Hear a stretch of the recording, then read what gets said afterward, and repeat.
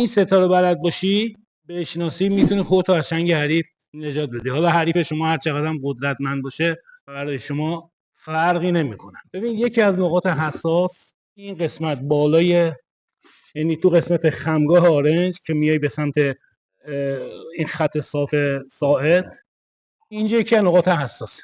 شما این دوتا نقطه رو دست زیر آرنج بگیری و فشار بیاری، حریف زمینگیر میشه. خب رو اومده یقت رو گرفته، خیلی راحت دستای شما بالاستن، میخواد بیاد خودش رو نزدیک به شما بکنه برای حالا ضربه زدن با سر. میخواد بیاد. یکی دیگه از نقاط حساس، ببین این قسمت زاویه فک رو نگاه کنید. این قسمت زاویه فک همون سر سوک، همین اینجا زیر این استخوان زاویه فک، دستات خیلی راحت اومده گرفته، دستات باز میشه. میتون حریف رو بشه.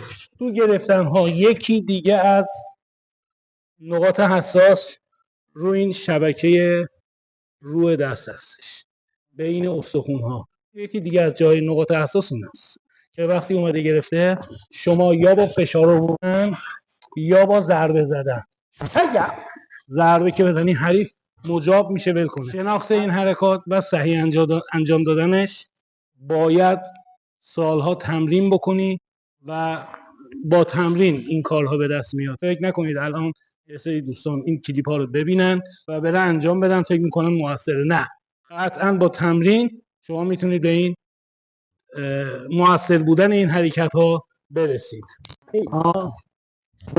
سه، اشتباهاً نیاید وقتی تمرین ندارید بیاید جاهای دیگر رو مورد فشار قرار بده که واقعا بتونه برای حریفتون خطرناک هم باشه.